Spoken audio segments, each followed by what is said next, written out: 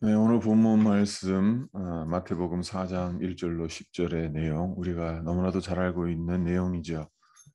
예수님께서 세례 요한에게 세례를 받으신 후 광야로 나아가 마귀의 시험을 받으셨지만 이를 말씀으로 이겨내셨다는 내용입니다.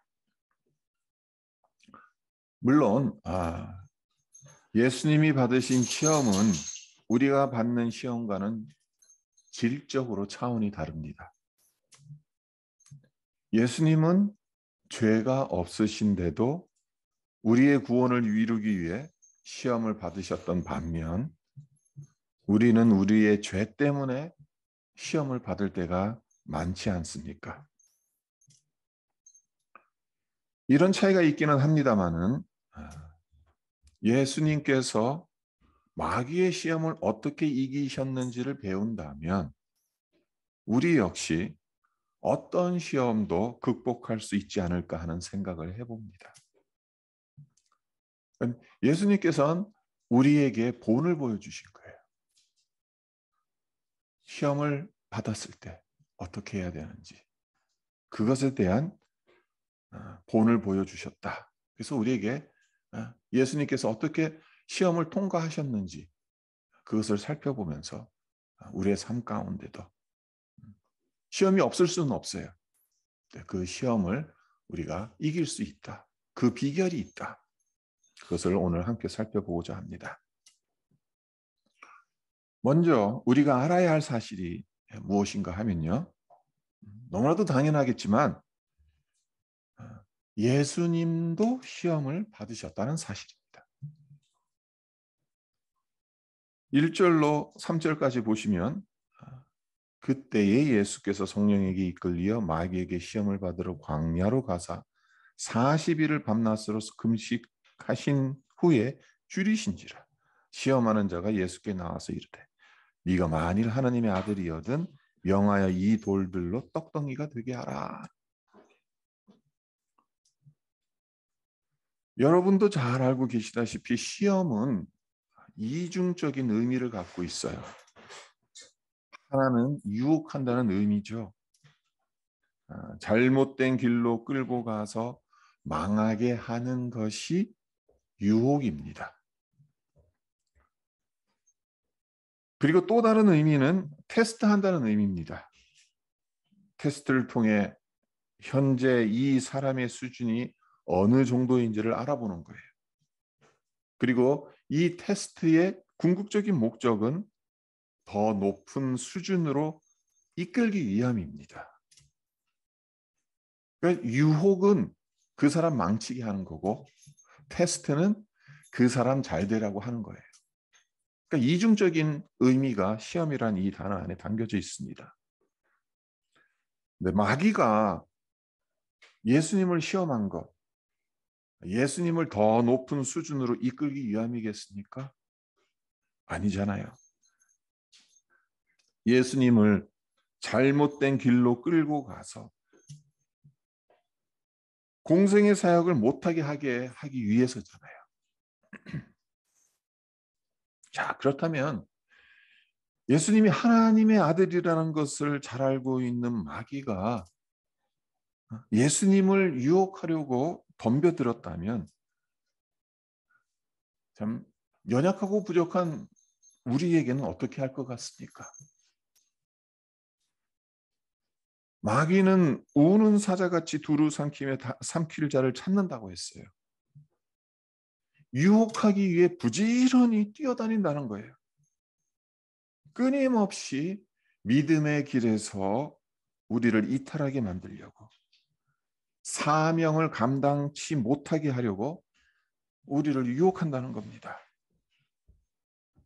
때로는 핍박으로, 때로는 두려움을 조장해서, 때로는 멋지고 화려하게 보이는 것들로 현혹하면서 하나님을 믿고 섬기는 길에서 벗어나게 만들 수 있다면 어떤 수단과 방법을 가리지 않고 우리를 공격합니다. 네, 예수님께서 마귀의 시험을 받으셨어요. 그리고 우리가 시험 받을 것을 너무나도 잘 아셨어요. 그래서 우리의 연약함을 잘 알고 계시는 예수님은 우리에게 뭐라고 권고하시는가? 마태복음 26장 41절. 그러니까 겟세마네 동산에서 제자들을 데리고 가서 기도하다가 제자들이 그새를 몸찾고 졸잖아요. 그때 예수님께서 하신 말씀입니다. 시험에 들지 않게 깨어 기도하라. 예수님은 우리 삶의 여정에서 시험을 당하지 않게 해주시겠다는 약속을 하시지 않았습니다. 시험은 무시해도 좋다. 유혹에 넘어가도 된다. 그런 말씀을 하시지 않았습니다. 오히려 그 반대로 시험에 들지 않게 깨어 기도하라고 말씀하셨습니다. 시험이 있다는 거죠. 시험이 있으니까 깨어 기도하라는 겁니다. 시험이 있다는 사실을 알고 시험이 닥쳐오더라도 헤쳐나갈 수 있도록 기도로 준비하라는 말씀을 우리에게 해주셨다는 겁니다. 그렇습니다. 시험 없는 신앙생활은 없습니다. 모든 성도들에게 시험이 있습니다. 그러나 깨어 기도하면서 그 시험을 헤쳐나간다면 우리에게 유익이 되는 겁니다. 우리의 영적 근육이 강하게 단련되기 때문에 그렇습니다.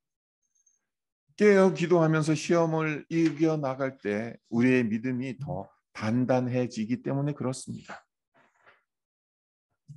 하나님께서 마귀가 우리를 시험하는 것을 허락하시는 이유가 바로 여기에 있는 겁니다.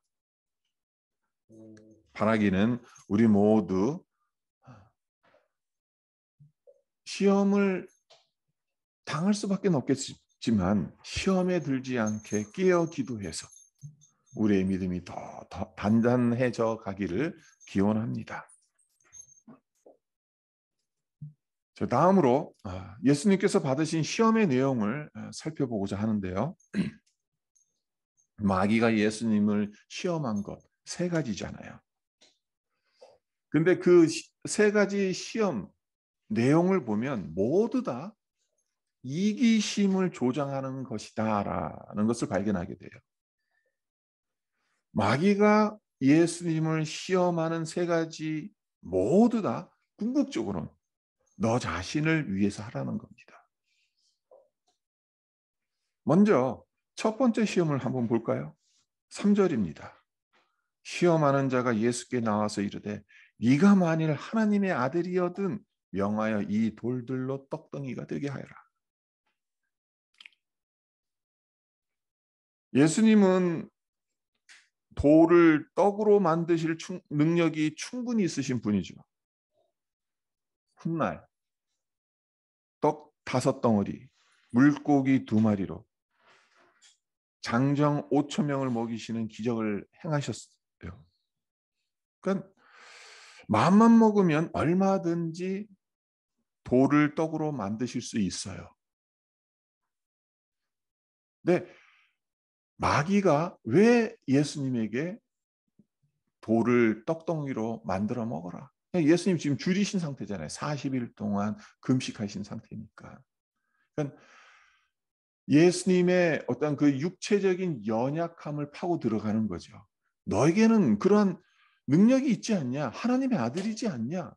하나님의 아들이니까 돌을 떡으로 바꿀 수 있지 않냐? 돌을 떡으로 바꿔서 네 주림, 네 배고픔을 해결해라. 그렇습니다. 마귀의 시험은 이런 식으로 와요.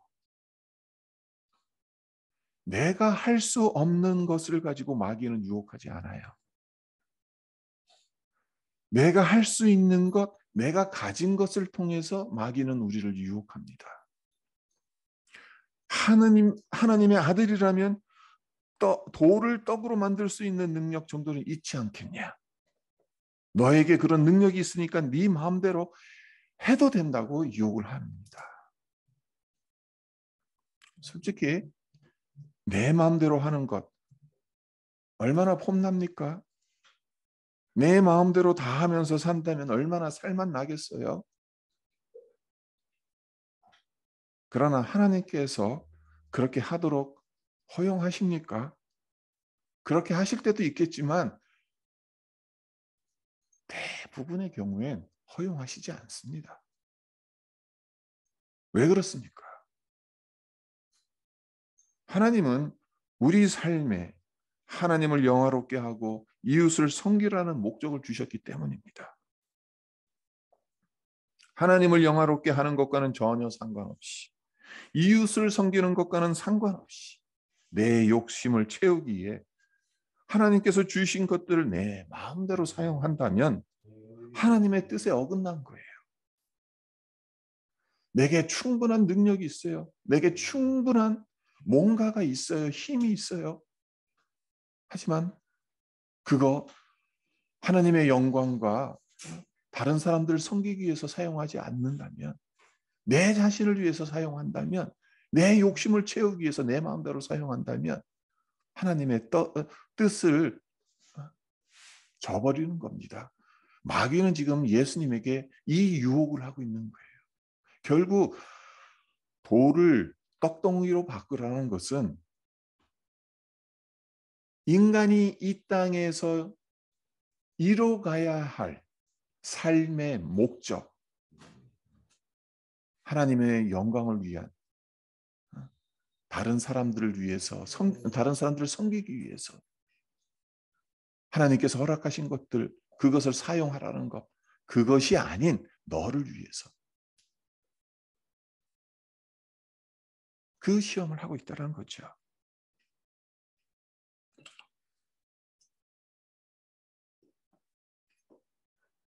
마귀는 우리의 욕심을 부추기며 끊임없이 네가 가진 능력, 너에게 있는 것, 너를 위해 네 마음대로 하라. 그렇게 유혹합니다. 그리고 두 번째 시험은 무엇입니까? 5절과 6절을 볼까요? 이에 마귀가 예수를 거룩한 성으로 데려다가 성전 꼭대기에 세우고 이르되 네가 만일 하나님의 아들이거든 뛰어내리라 기록되었을 때 그가 너를 위하여 그의 사자들을 명하시리니 그들이 손으로 너를 받들어 발이 돌에 부딪히지 않게 하리로다 하였느니라. 두 번째 시험은 참 독특합니다. 왜 그렇습니까? 마귀가 하나님의 말씀을 가지고 예수님을 시험하기 때문에 그렇습니다. 지금 마귀가 예수님을 두 번째 시험하는 가운데 성경 말씀을 인용을 해요. 이제 시편 91편 11절과 12절 말씀을 인용해서 예수님을 지금 유혹하고 있는 겁니다. 시편 91편 11절과 12절을 제가 읽어드릴게요. 그가 너를 위하여 그의 천사들을 명령하사 내 모든 길에서 너를 지키게 하심이라. 그들이 그들의 손으로 너를 붙들어 발이 돌에 부딪히지 아니하게 하리로다. 자, 이거 하나만 보면 마귀도 말씀을 잘 알고 있구나. 어쩌면 마귀가 우리보다 말씀을 더 잘 알고 있을지도 몰라요. 그래서 우리가 말씀을 잘 모르고 있잖아요. 그러면 마귀에게 말씀으로 당할 수도 있어요. 가장 비근한 예가 이단이지 않습니까? 말씀을 아주 교묘하게 뒤틀어요. 그리고 그것 가지고 하나님의 말씀이라고 들이내밀어요. 지금 이 마귀가 시편 91편 11절과 12절을 인용하면서 예수님을 시험하시는데 언뜻 들으면 하나님의 말씀이란 말이에요. 근데 시편 91편을 자세히 읽어보시면 전혀 다른 문맥이에요. 시편 91편은 대적자들에게 고난을 당하고 어려운 가운데 있는 시편 기자에게 하나님께서 위로의 말씀을 주시는 거예요. 지금 힘든 고난 가운데서 시편 기자를 위로해 주시기 위해서 이 11절 12절 말씀을 주시는 거예요. 근데 지금 마귀는 어떤 식으로 이 시편 91편 11절 12절을 사용하고 있는 겁니까? 성전 꼭대기에서 뛰어내려라. 그래도 이 시편 91편 11절 11절 말씀에 따르면 네가 상함을 받지 않을 것이다. 그렇게 약속을 했으니까 하나님께서 그런 의미로 약속을 하신 게 아니잖아요. 성전에서 뛰어내리면 털끝 하나 안 다치겠다고 약속하시기 위해서 그 주신 말씀이 아니에요. 시편 기자가 지금 고난받고 힘들고 어렵고 그런 상황에서 그에게 위로의 말씀을 주시는 건데 마귀는 아주 교묘하게 이 구절을 뒤틀어 가지고 뛰어내려. 너는 충분히 그럴 능력이 있잖아. 하나님의 아들이지 않냐. 뛰어내려도 시편 91편 11절 12절 말씀에 의하면 털끝 하나 상하지 않는다. 천사가 너를 붙들어 주니까 그렇게 시험을 하는 거죠.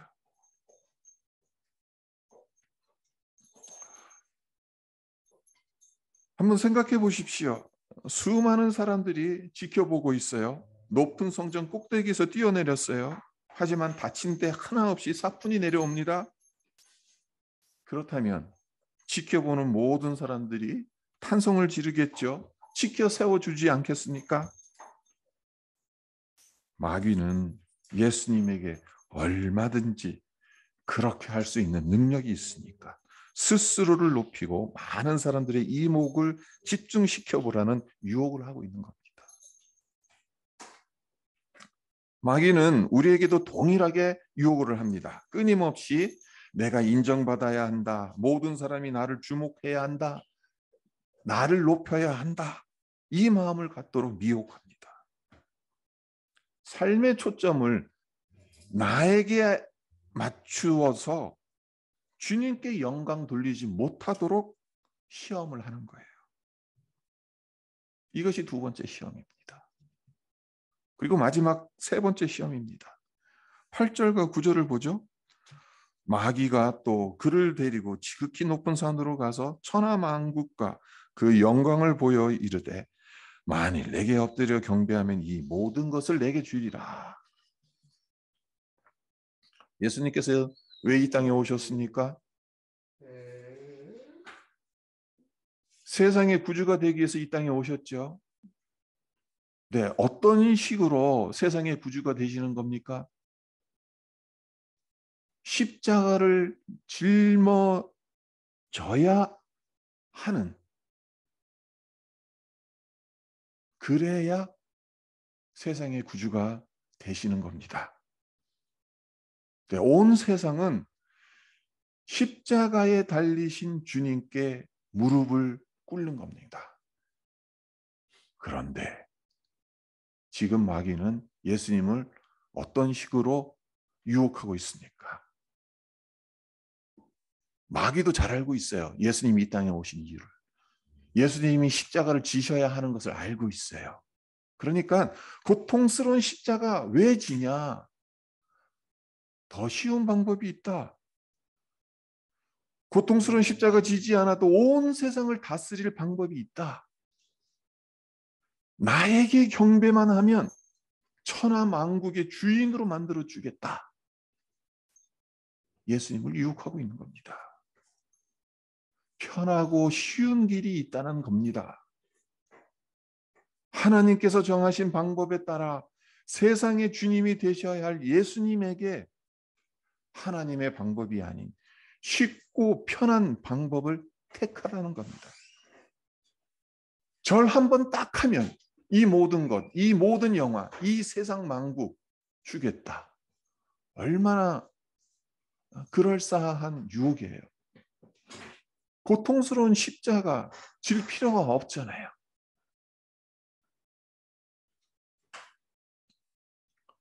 우화 하나를 말씀드릴게요. 옛날 옛적에 앞 못 보는 남자가 살고 있었습니다. 한 번이라도 좋으니 눈을 뜰 수만 있으면 얼마나 좋을까. 이것이 그의 평생 소원이었어요. 근데 이 사연을 부엉이 한 마리가 들어요. 재밌죠? 우하니까. 부엉이 한 마리가 이 사연을 듣고는 이 시각장애인을 찾아옵니다. 그리고는 이렇게 말합니다. 아저씨, 난 아저씨의 사연을 듣고 아저씨를 도울 수 있을 것 같아서 찾아왔어요. 나는 밤에만 활동하니까, 저는 야행성 동물이니까 낮에는 눈이 필요 없어요. 그러니까 낮 동안엔 제 눈을 아저씨에게 빌려드릴게요. 하지만 밤에는 꼭 돌려주셔야 돼요. 이런 뜻밖의 제안을 합니다. 시각장애인은 부엉이의 제안이 믿겨지진 않았지만 믿져야 본전이다라는 마음으로 이 제안을 받아들입니다. 그리고 다음 날 아침에 눈을 떠보니까 정말로 모든 것이 보이는 거예요. 평생 소원 이루어졌으니까 발짝발짝 뜁니다. 눈을 빌려준 부엉이에게 아유 너무 고맙다. 네가 내 생명의 은인이다 하면서 고마움을 전합니다.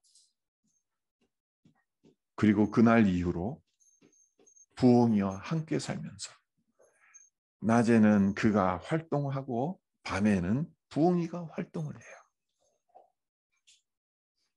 그런데 며칠이 지나자 시각장애인에게 욕심이 생겨요. 어떤 욕심이 들었겠어요? 부엉이와 눈을 함께 쓰는 바보가 어디 있냐? 이런 마음이 드는 거예요. 그래서 부엉이가 잠든 낮에 몰래 먼 곳으로 도망을 칩니다. 이제 밤이고 낮이고 제한 없이 활동할 수 있게 된 그가 얼마나 기뻤겠어요. 기쁨을 감추지 못합니다. 하지만 하루하루 지나갈수록 이상하게 그의 시력이 점점 나빠지는 겁니다. 그리고 결국엔 다시 아무것도 못 보는 거예요. 아무것도 못 보게 되니까 어떻게 하겠어요? 다시 집으로 돌아가야지. 그래서 힘겹게 부엉이가 있는 집으로 돌아와요. 돌아온 그를 바라보면서 부엉이가 이렇게 말합니다. 아저씨, 왜 저를 버리고 도망가셨어요? 아저씨가 떠난 이후 눈이 없어서 사냥을 못해서 그래서 굶고 있었어요. 그 결과 내 눈도 기운을 잃은 거고요. 가엾은 부엉이는 이 말을 마치고 숨을 거두고 말합니다. 그러니까 이 시각장애인이 멀리 도망가서 밤이고 낮이고 활동했는데 그 시력이 점점 약해지다가 끝내는 완전히 다시 맹인으로 돌아간 것.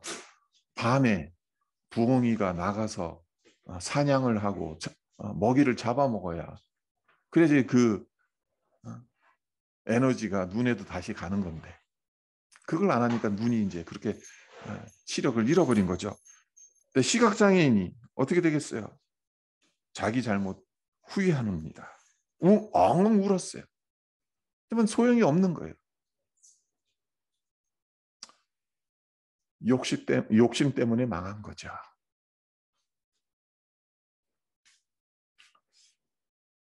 왜 이 우화를 말씀드리는 것이겠습니까? 우리 역시 놀라운 은혜를 받은 자들입니다. 구원과 영생을 값없이 받은 자들이에요.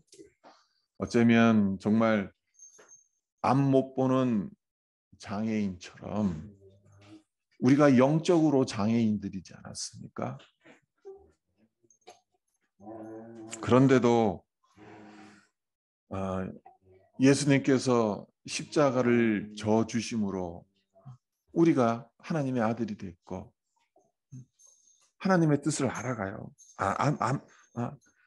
그렇게 살아갑니다. 근데 만약 내 욕심을 채우기 위해서 내 마음대로 살고 내가 높아지고 쉽고 편한 길을 택하라는 마귀의 유혹에 넘어가게 된다면 어떻게 되겠습니까? 하나님께서 주신 복들이 오히려 화가 될 수 있고 그 복을 다 잃어버릴 수도 있다는 사실입니다.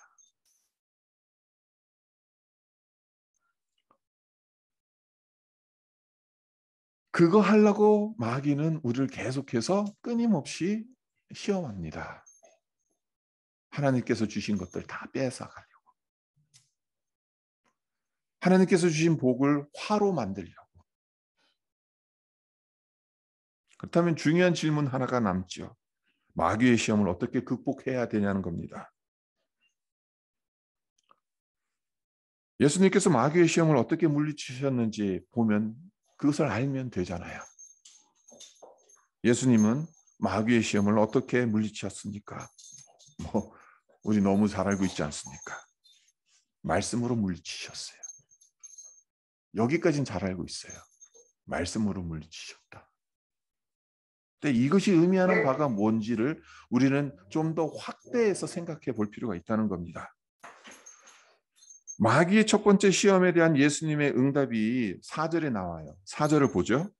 예수께서 대답하여 이르시되 기록되었으되 사람이 떡으로만 살 것이 아니요 하나님의 입으로부터 나오는 모든 말씀으로 살 것이라 하였느니라 하시다. 그러니까 예수님은 기록된 말씀, 구약 성경이겠죠. 네. 신명기 8장 말씀입니다. 신명기 8장 3절 말씀으로 마귀의 첫 번째 시험에 대응하셨습니다. 신명기 8장 3절을 제가 읽어드리겠습니다. 너를 낮추시며 너를 줄이게 하시며 또 너도 알지 못하며 내 조상들도 알지 못하던 만나를 네게 먹이신 것은 사람이 떡으로만 사는 것이 아니요 여호와의 입에서 나오는 모든 말씀으로 사는 줄을 네가 알게 하려 하심이라. 신명기 8장 3절 이 말씀으로 마귀의 첫 번째 시험에 대해서 대응하셨어요. 그리고 두 번째 시험 어떻게 대응하십니까? 7절을 보죠. 예수께서 이르시되 또 기록되었으되 주 너의 하나님을 시험하지 말라 하였느니라 하시니. 네, 두 번째 시험에도 예수님은 기록된 말씀인 신명기 6장 16절로 대처하십니다. 신명기 6장 16절 너희가 마사에서 시험한 것 같이 너희의 하나님 여호와를 시험하지 말고. 마귀의 세 번째 시험에도 예수님께서 당연히 말씀으로 대응하시겠죠? 확인해 볼까요? 10절입니다. 이에 예수께서 말씀하시되 사탄아 물러가라 기록되었을 때 주 너의 하나님께 경배하고 다만 그를 섬기라 하였느니라. 여기에서 예수님께서 인용하신 구약 말씀 신명기 6장 13절입니다. 내 하나님 여호와를 경외하며 그를 섬기며 그의 이름으로 맹세할 것이니라. 제가 앞서 우리가 너무나도 잘 알고 있다고 했어요. 예수님께서 말씀으로 마귀의 시험을 물리치셨다고. 근데 그것이 무엇을 의미하느냐? 우리는 조금 더 확대해서 한번 생각해 볼 필요가 있다라고 말씀을 드렸는데요. 자, 예수님은 마귀의 시험을 예수님의 생각과 철학을 말하는 것으로 물리치시지 않았다는 겁니다. 하나님의 아들이라는 권위 그리고 하나님의 아들이 지니는 능력으로 이겨내시지 않았다는 겁니다. 이게 중요한 대목입니다. 예수님에겐 충분한 능력이 있었죠. 그런 권위가 있어요. 능력이 있어요. 예수님 나름대로 생각이 있으셨을 거예요. 근데 그런 것들을 사용하시지 않았다는 거예요. 하나님의 말씀으로 기록된 말씀으로 마귀의 시험을 물리치셨다는 겁니다.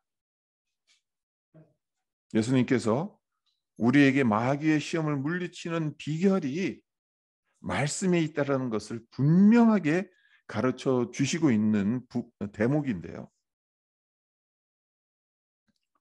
내 안에 욕심이 가득 차 있으면 마귀의 유혹에 너무나 쉽게 넘어갑니다. 마귀가 우리를 유혹할 때 그냥 유혹하겠어요?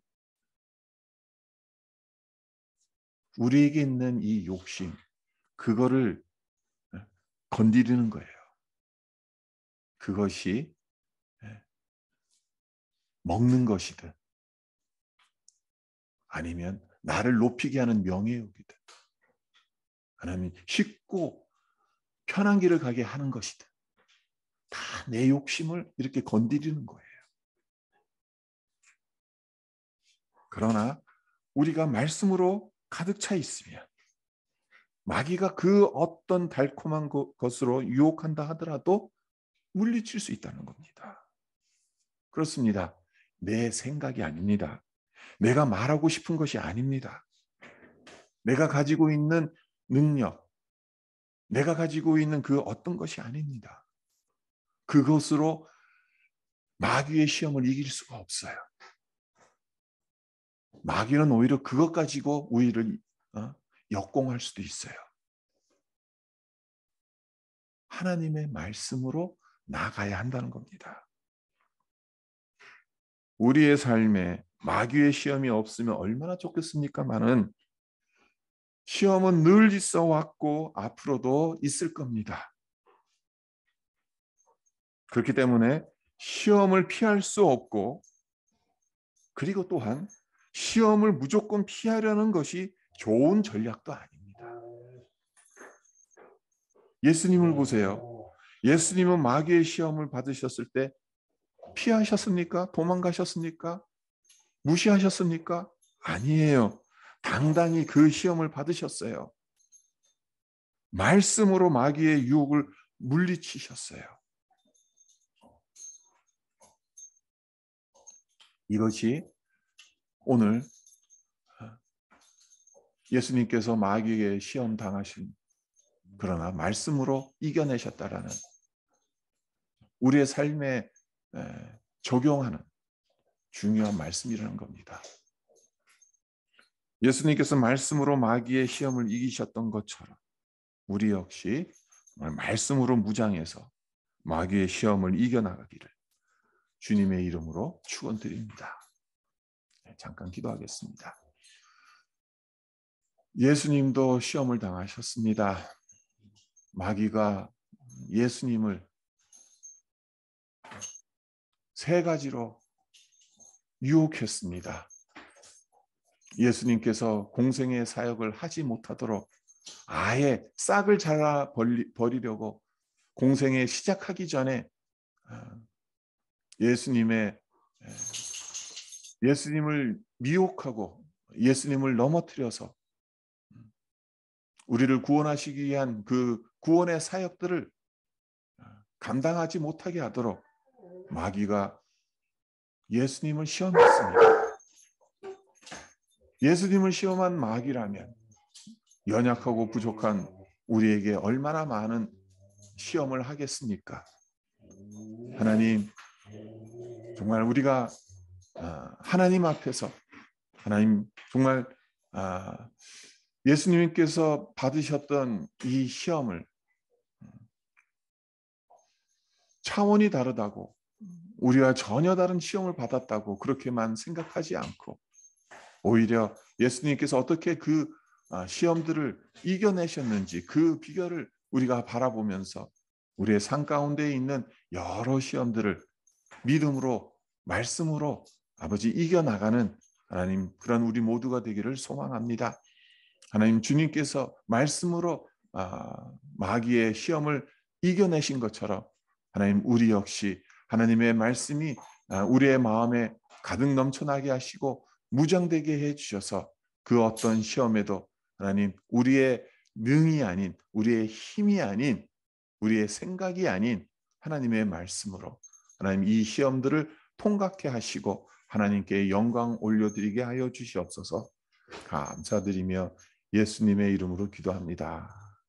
아멘.